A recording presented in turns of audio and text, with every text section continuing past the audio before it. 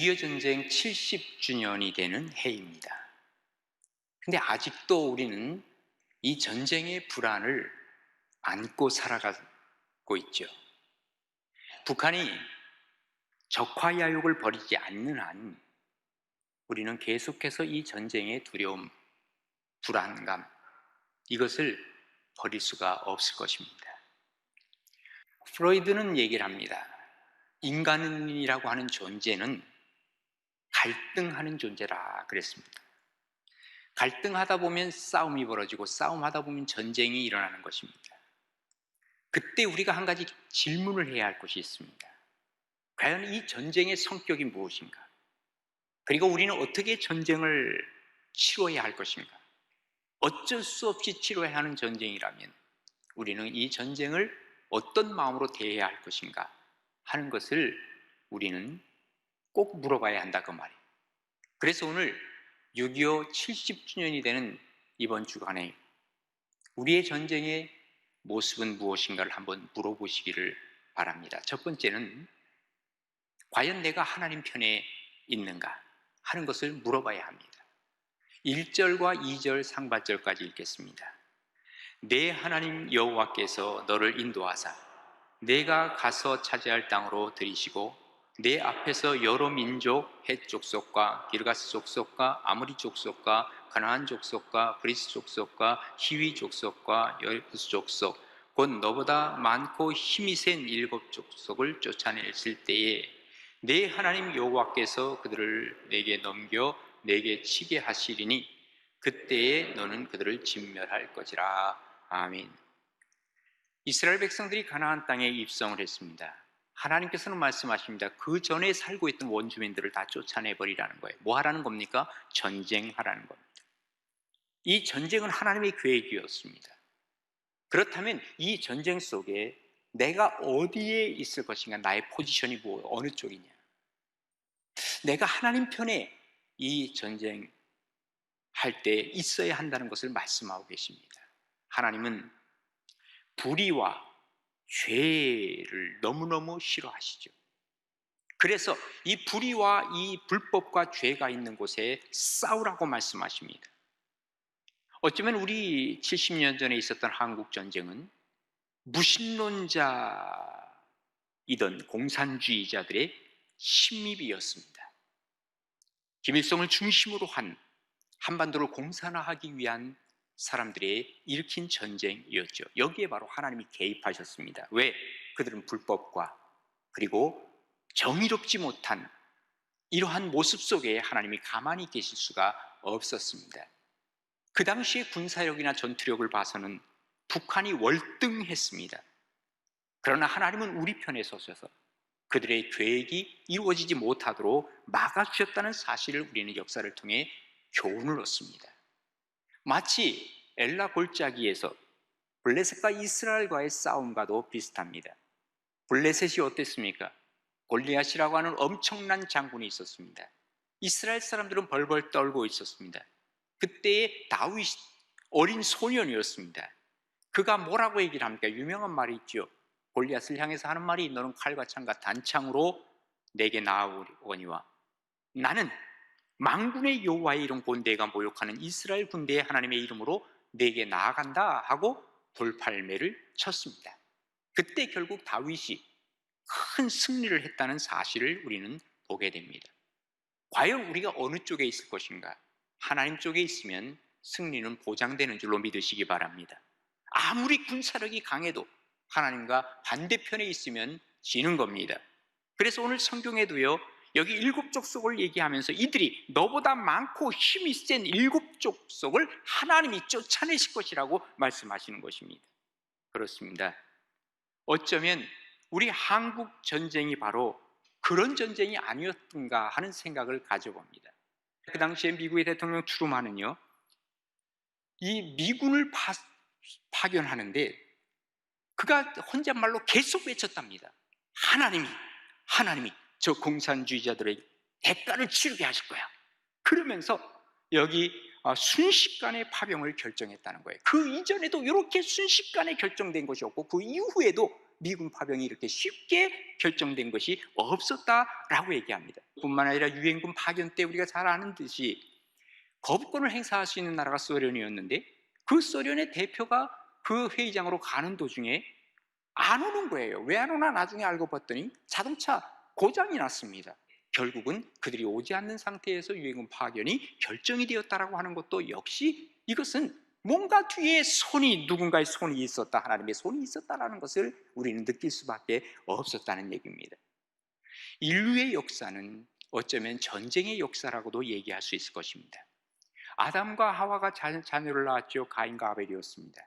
그들은 서로 싸웠습니다. 하나를 죽였습니다. 그리고 그 이후에 계속해서 사람과 사람 사이에는 싸움이 있고 전쟁이 계속 벌어지고 있다 하는 얘기입니다.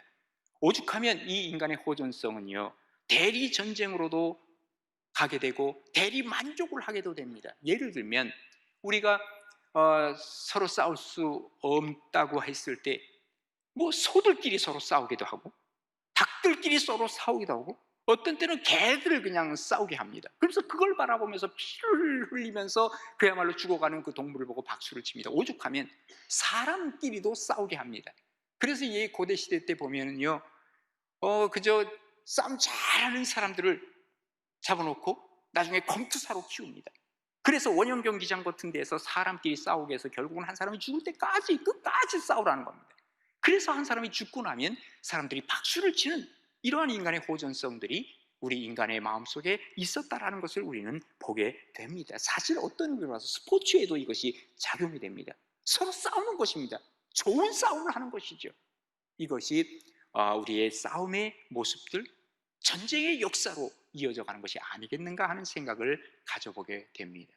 하나님은 우리에게 평화를 원하고 계시고 또 우리가 평화를 구하라고 말씀하십니다. 그러나 인간은 어쩔 수 없이 전쟁을 할 수밖에 없는 상황에 들어갈 때가 있습니다. 왜? 하나님의 공의와 하나님의 정의가 훼손당했을 때 하나님께서는 앞서서 하나님 편에 서서 전쟁을 치르라고 하나님은 말씀을 하고 계시는 것입니다. 그때마다 우리가 점검을 해야 할 것은 내가 과연 하나님 편에 있는가? 내가 하나님 편 혹시 반대쪽에 있지는 않는가? 우리 스스로를 한번 늘 점검을 해서 언제나 하나님 편에 서서 전쟁을 치르려고 했을 때 아무리 강한 상대가 있다 할지라도 하나님이 나서서 싸우신다는 사실을 우리에게 알려주고 있는 것입니다. 전쟁의 승리라고 하는 것은 어떤 전투력이 있지 아니합니다. 무기에도 있지 않습니다. 북한은 지금도 옛날에 김일성 때부터 지금까지 오판하고 있습니다. 핵만 있으면 이길 줄 알고 핵 만들자 핵하다가 지금 핵거리고 있는 게 바로 북한 아닙니까? 미사일만 있으면 될 줄 알고 착각을 하고 있습니다. 거기에서 승리하는 게 아닙니다. 하나님 편에 있지 않고 하나님을 대적했을 때 그들은 결코 이길 수 없다는 사실을 알아야만 합니다. 우리가 과연 어느 편에 있어야 하는가? 우리가 매 순간순간마다 결정을 해야 할 때가 있습니다. 그 전에 보면요, 대통령 선거가 있을 때 보면 많은 기업가들이 우리가 어느 편에 설 것인가, 그래서 눈치를 봤다 그럽니다. 그래서 이 사람이 될 것 같다 그러면 정치 자금을 그쪽에 댑니다. 그러다가 폭망한 사람들이, 폭망한 기업이 한두 개가 아닙니다. 무엇보다 중요한 것은 하나님이 어디 계시느냐 하는 것입니다. 그래서 역대하 14장 11절에 보면 여호와여, 힘이 강한 자와 약한 자 사이에는 주밖에 도울 자가 없사오니 우리 하나님 여호와여, 우리를 도우소서. 내가 하나님 편에 있겠습니다. 하나님만이 나를 도울 수 있습니다. 하나님만이 내 편이십니다 라는 고백을 했을 때 하나님께서는 우리로 승리케 하시고 하나님의 능력으로, 하나님의 오른팔로 우리를 안아주시고 우리와 함께 하심을 믿으시면서 정말 삶 속에서 우리가 하기 싫지만 그러나 해야 하는 전쟁이 있다라고 하면 하나님 편에 서서 승리하시는 복된 인생이 바로 여러분 우리 모두의 인생이 될 수 있기를 간절히 바랍니다. 두 번째 우리가 물어봐야 할 것은 우리가 적을 제대로 알고 있는가 하는 것입니다. 2절 하반절부터 3절까지 우리 함께 같이 읽겠습니다.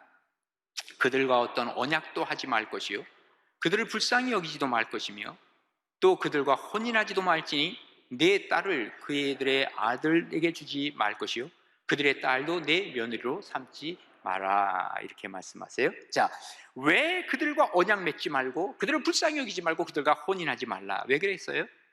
이유는 분명합니다. 그들이 갖고 있는 우상 때문에 그렇습니다. 우상이 그들에게 들어오기 시작하면 영향을 받을 수밖에 없습니다. 이렇게 되면 하나님을 섬기는 일에 소홀해질 수밖에 없다는 것입니다. 이렇게 되면 결국 어떻게 돼요? 하나님을 떠나게 된다는 것입니다. 그래서 신약 성경에 뭐라고 말씀하시냐면 고린도후서 16장 14절에 보면 너희는 믿지 않은 자와 함께 멍에를 매지 말라라 그럽니다. 믿지 아니하는 사람과 같이 동역하다가 나중에 뭐라고 얘기를 하냐면 아니 사람이 어쩌면 그럴 수 있어? 사람이 그런 게 아닙니다. 그 속에 있는 악한 영이 그것을 그렇게 만들어가는 겁니다. 결국은 우리가 믿지 아니하는 자와 함께 멍에를 매다가 서로서로 헤어지면서 원망하면서 더 큰 문제를 일으킬 수 있기 때문에 하나님께서는 그들을 불쌍히 여기지도 말고 언약도 하지 말고 그들과 결혼도 하지 말라 이렇게 말씀하시는 거예요. 왜냐하면 그 사람이 문제가 아니라 그 사람 안에 있는 악의 문제, 그 사람 안에 있는 사탄의 역사를 경계하고 있는 것입니다. 우리는 적을 제대로 알아야만 해요. 요즘 아마 우리나라 정부에서 어쩌면 북한에 대해서 혹은 외교에 대해서 멘붕 상태가 왔는지도 몰라요. 공산주의자들과 진솔한 대화를 한다고요? 그게 가능하다고 생각하십니까? 공산주의자들은 무신론자들이고 이들은 남을 속이는 자들입니다. 그런데 이 사람들과 무슨 진실한 얘기가 됩니까? 마치 우리 종교적으로 얘기를 하면 신천지와 똑같습니다. 우리가 신천지 믿는 사람들하고 진솔한 대화 거의 불가능하다고 생각하면 맞습니다. 그 사람들이 나쁜 게 아니라 그 사람 속에 있는 그 악의 문제가 그들에게 도사리고 있기 때문에 그렇습니다. 70년 전에 있었던 한국전쟁도 사실은 마찬가지였습니다. 그 전에 북한이 어땠습니까? 전쟁이 일어나기 전에 평화 공세를 했습니다. 우리 평화롭게 살자 하고 38선에서 회담도 했습니다. 그리고 우리 기왕이면 자, 점령군들 다 내어 쫓아버리고 우리끼리 알콩달콩 잘 살자, 그거예요. 그래서 소련이 먼저 철수했습니다. 어디로? 두만강 건너편으로. 그리고 멀리 간 게 아닙니다. 두만강 건너편에 주둔을 했습니다. 이거 사실 북한이 주둔한 거랑 거의 똑같습니다. 그러니까 미군도 철수하라, 철수했습니다. 그 당시에 군사 고문단 500명만 남겼습니다. 그러나 미군이 철수한 건 또 다른 얘기입니다. 태평양 건너로 철수했기 때문에 먼 거리로 간 것입니다. 이렇게 우리를 속였습니다. 지금도 똑같은 일들을 지금 하고 있기에 우리는 적을 분명히 알아야 된다 하는 얘기입니다. 그리고 뿐만 아니라 이 정치 국내 사회도 얼마나 혼란했습니까? 그 당시에 해파로 있었던 이승만을 중심으로 한 여당, 그리고 국내파로 있었던 김구 선생님을 중심으로 했던 야당, 또한 이 좌파 남한 노동당, 남노당이라고 그러죠. 이 박헌용을 중심으로 해서 이 세력들이 굉장히 서로 반목하고 질시하고 싸우고 있었던 그때였습니다. 손자병법에 의하면 지피지기하면 백전불태라고 했는데 우리도 모르고 상대방도 몰랐습니다. 그러니 결국은 당할 수밖에 없었던 전쟁이었다라고 하는 얘기입니다. 우리가 하나님의 뜻을 방해하고 하나님을 반대하는 일만 일삼는 사람이 있다라고 하면 여러분 기억해야 됩니다. 그 사람이 잘못됐다기보다는 그 사람 배후에 누가 있다는 겁니까? 마귀가 있다는 것입니다. 우리의 대적 마귀가 저 사람을 지배하고 있다는 겁니다. 거짓말 잘하는 사람 있지 않습니까? 매일같이 거짓말만 하려고 하는 사람이 있습니다. 그러면 그 사람이 문제가 아니라 그 사람 배후에 마귀가 도사리고 있다는 사실을 우리는 알아야 된다, 그 말입니다.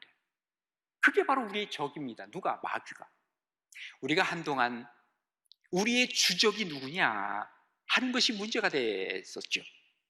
이 북한과의 관계에서 화해 무드가 막 일어나면서 이 화해 무드의 편승이 되어서 우리의 주적이 누구냐 했을 때 북한이 아니다. 그러니까 군인들이 지금 우리 누구랑 싸우는 거지? 헷갈리기 시작했습니다. 기억해야 할 것이 있습니다. 70년 전이나 지금이나 북한은 일도 변화된 것이 없다는 사실을 알아야 됩니다. 적을 알아야 된다, 그 말입니다. 그래서 예수님이 하신 말씀이 있습니다. 우리가 비둘기같이 순결해야 돼요. 그러나 뱀처럼 지혜로우라는 말을 주님께서 우리에게 하고 계시는 것입니다. 적을 알라는 거예요. 예? 마귀를 알라는 얘기예요. 오늘 본문에서 얘기합니다. 저 여기에 있던 원주민들과 언약을 맺지 말고, 그들을 불쌍히 여기지도 말고, 그리고 그들과 결혼 동맹을 맺지 말라고 얘기를 하십니다. 그 이유가 뭐라고요? 저들은 이미 죄의 분량이 꽉 찼기 때문에 멸망을 하는데 자칫 잘못하다 같이 멸망할 수 있다는 것을 얘기하고 있습니다. 여러분, 우리가 사는 세상은 둘 중에 하나입니다. 우리가 세상에 영향을 주든지 아니면 우리가 세상에 영향을 받든지 둘 중에 하나입니다. 그래서 요한계시록에는 이 세상을 음녀로 표현을 했습니다. 음녀가 뭡니까? 이것은 잘못된 문화, 그리고 잘못된 세상, 이것이 바로 음녀입니다. 그런데 우리가 잘못하다가 이 세상을 이해하지 못하면 나도 모르는 사이에 세상의 모든 그 문화와 모든 영향력을 내가 받아들여서 다들 그러는데 그래서 결국은 세상 속으로 함께 나가게 됩니다. 이게 바로 위험하다는 것을 하나님께서는 우리에게 경고하고 계시는 것입니다. 우리의 대적은 바로 사탄 마귀인 것을 기억하면서 늘 하나님 앞에 준비하고 있을 때 우리는 승리할 수 있고 패배하지 않는다는 것입니다. 하나님 앞에서 우리가 승리의 계가를 부르기 위하여 우리가 하나님을 알고 적을 알고 그로 말미암아 하나님 주시는 놀라운 은혜 가운데 살아가는 복된 우리 가나안의 모든 식구들 되어질 수 있기를 간절히 바랍니다. 마지막으로 우리가 물어봐야 할 것은 이게 바로 영적 싸움인가 하는 것입니다. 자, 4절과 5절을 우리가 함께 있습니다. 그가 내 아들을 유혹하여 그가 여호와를 떠나고 다른 신들을 섬기게 하므로 여호와께서 너희에게 진노하사 갑자기 너희를 멸하실 것임이라. 오직 너희가 그들에게 행할 것은 이러하니 그들의 제단을 헐며 주상을 깨트리며 아세라 목상을 찍으며 조각한 우상들을 불살할 것이니라 그랬어요. 자, 왜 하나님께서는 그 원주민을 멸하게 하셨나? 또 하나님께서 원하시는 것이 무엇인가? 그들이 제단을 헐고 그리고 주상을 깨트리고 아세라 목상을 찍고 그리고 우상들, 조각한 우상을 다 불살으라고 말씀을 하고 계시는 겁니다. 뭘 얘기를 하는 겁니까? 이게 바로 영적인 싸움인 것을 얘기를 해요. 이스라엘을 유혹하고 하나님을 떠나게 하는 것들을 다 없애버리라는 거예요. 영적 싸움이죠. 결국은 이들이 이것을 다 없애지 않았기 때문에 나중에 우상들을 남겨놨기 때문에 이스라엘이 망하게 되죠. 주전 722년에 왜 망해요? 우상 섬기는 것 때문에 그래요. 그리고 남유다가 왜 망해요? 주전 586년에 왜 망했냐고요? 우상 섬기는 것 때문에 망하게 된 것입니다. 우리의 현실로 한번 돌아와 보십시다. 우리의 믿음을 약화시키는 것들이 있습니다. 우리의 믿음을 약화시키는 사람, 법, 혹은 사회 규범들이 있습니다. 이거 영적으로 볼 수 있어야만 합니다. 그 사람이 나쁜 것이 아니라 그 법보다도 그 배후에 마귀가 도사리고 있는 것을 우리가 볼 수 있어야 한다는, 이게 바로 영적 싸움이라는 것입니다. 그래서 에베소 6장 12절에 뭐라고 말씀하시냐면요, 우리의 싸움은 혈과 육을 상대하는 것이 아니라 그랬어요. 그럼 우리의 싸움은 뭐예요? 통치자들과 권세자들과 이 어둠의 세상 주관자들과 하늘에 있는 악한 악의 영들을 상대함이라 그랬어요. 이게 뭘 얘기를 합니까? 사람을 상대로 해서 싸우는 게 아니라는 거예요. 사람을 미워하지 말라는 거예요. 마귀가 주관하고 있는 통치자들, 마귀가 이끌고 있는 모든 권세자들, 이 배후에 있는 마귀를 보라 그 말이에요. 그래서 예수님이 하신 방법이 있어야. 예수님은 악은 미워했지만 악인은 사랑하셨습니다. 그렇죠? 요즘 우리는 코로나와의 전쟁을 하고 있습니다. 자, 여기서도 우리는 영적 전쟁임을 우리는 알아야 합니다. 아니, 그러면 코로나 바이러스가 마귀입니까? 여러분, 마귀라고 생각하십니까? 무슨 바이러스가 마귀입니까? 말 그대로 바이러스인데, 미생물도 아닌데, 그 자체가 마귀는 아닙니다. 그러나 코로나 바이러스 때문에 내 신앙이 나태가 된다면 우리는 마귀가 이용하는 이 코로나 바이러스에게 지는 거가 되죠. 영적 싸움에서 우리는 패하는 게 됩니다. 그때는 이 마귀가 바이러스를 이용하는 것이다, 이렇게 말할 수 있는 것입니다. 요즘 뭐라 그럽니까? 공공연히 라디오에서도 TV에서도 또 여러분 직장에서도 교회 가지 마라, 교회 가지 마라. 교회 갔다 오면 그 다음날 교회 갔다 온 사람 물어본다는 거예요. 그리고 격려하라고. 결국은 교회를 못 나옵니다. 여러분, 이게 바로 배후에 마귀가 도사리고 있다는 사실을 우리가 알아야 됩니다. 여러분이 한번 스스로 물어보시기 바랍니다. 나는요, 이 코로나 바이러스에 감염될까 봐 아무데도 안 갑니다. 방콕하고 있습니다. 그런 사람이라면 괜찮습니다. 교회도 안 나오셔도 됩니다. 그런데 뭐 직장 나갑니다. 뭐 직장은 어쩔 수 없이 나간다 그래요. 그러나 그 외에 뭐 운동도 합니다. 헬스도 하고 뭐 골프도 하고 할 거 다 해요. 찻집에 가서 차도 마시고 옆에 사람들 다 앉아 있음에도 불구하고 같이 마시고 백화점에 가서 물건도 사고 여기저기 돌아다니기도 하는데 왜 교회만 안 오냐 그 말이에요. 바로 배후에 마귀가 도사리고 있는 것입니다. 이거 이겨내야 된다 그 말입니다. 영이신 하나님을 우리가 눈으로 볼 수 없습니다. 마귀도 눈으로 볼 수 없습니다. 이 코로나 바이러스도 눈으로 볼 수 없습니다. 그러나 분명한 것은 존재하고 있다는 사실입니다. C.S. 루이스가 그런 얘기를 합니다. 마귀가 제일 쉽게 조종할 수 있는 사람이 누구냐? 마음대로 이용할 수 있는 사람이 누구냐? 마귀를 인정하지 않는 사람이라는 것입니다. 세상의 문제를 보더라도 그 배후에 마귀가 조종하고 있음에도 불구하고 우리는 뭐라고 해야 하면 이게 세상의 병리적인 문제야, 사회적 그리고 구조적 모순 때문에 그런 거지. 아닙니다. 배후에 마귀가 존재하면서 마귀가 좋아하니까 우리가 그렇게 해석을 하니까 마귀는 더 좋아합니다. 하하, 나를 못 봤지 너희들이? 그겁니다. 마귀는 지금도 틈을 노리고 있습니다. 그러기에 우리는 어떻게 해야 됩니까? 때마다 시마다 하나님 앞에 SOS를 쳐야 됩니다. 그렇지 않으면 마귀가 우리의 손을 덥석 붙잡으면 위험해집니다.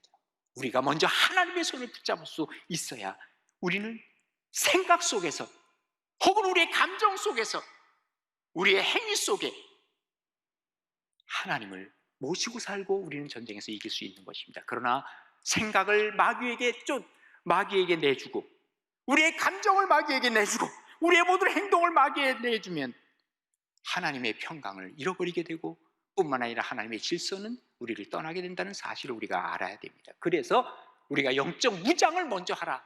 에베소 6장에 보면 뭐라 그럽니까? 너희들은 하나님의 전신갑주를 취하라. 뭡니까? 오늘날 얘기가 완전 군장하라 그 말이에요. 이는 악한 날에 너희가 능히 대적하고 모든 일을 행한 후에 서기 위함이라. 그런즉 서서 왜요? 진리의 허리띠를 질끈 매고 의의 호심경을 붙이고 방탄조끼 입으라는 말이에요. 의로. 그 다음에 평안의 복음에 준비한 신을 신어라. 신발 속에 모래 하나라도 들어가면요 오래 걷지 못해요. 평안하지가 못해요. 어떤 신발을? 복음의 신발을 신으라는 거예요.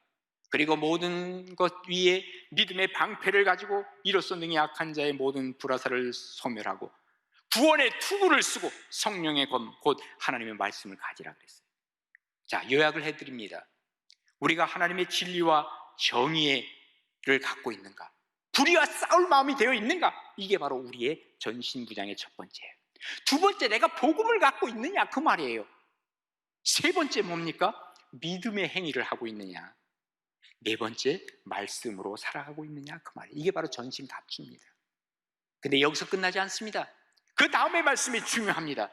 모든 기도와 간구로 하되 항상 성령 안에서 기도하고 이를 위하여 깨어 구하기를 항상 힘쓰며 여러 성도들을 위하여 구하라 그랬어요.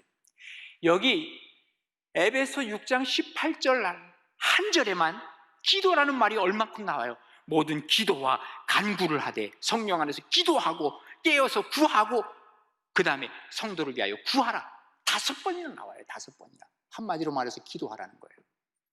우리가 분명히 기억할 것은 하나님 앞에서 이것이 영적 싸움인지를 판단하고 분별하면서 영적 싸움 속에서 하나님 편에 서서 우리가 싸우려고 할 때 하나님께서 우리에게 승리를 주신다는 사실을 우리는 꼭 기억해야 됩니다. 그래서 우리가 어떤 갈등이 있든지 싸움이 있든지 전쟁이 있든지 물어봐야 할 것이 있다면 과연 나는 하나님 편에 있는가? 그리고 또한 내 대적되는 사탄 마귀를 알고 있는가? 그리고 이것이 바로 영적 싸움인가를 우리가 분별해서 하나님과의 관계에서 우리가 제대로 싸우고 그리고 제대로 싸워 승리하는 복된 길을 걸어가는 우리 가나안의 모든 식구들 되어질 수 있기를 간절히 바랍니다.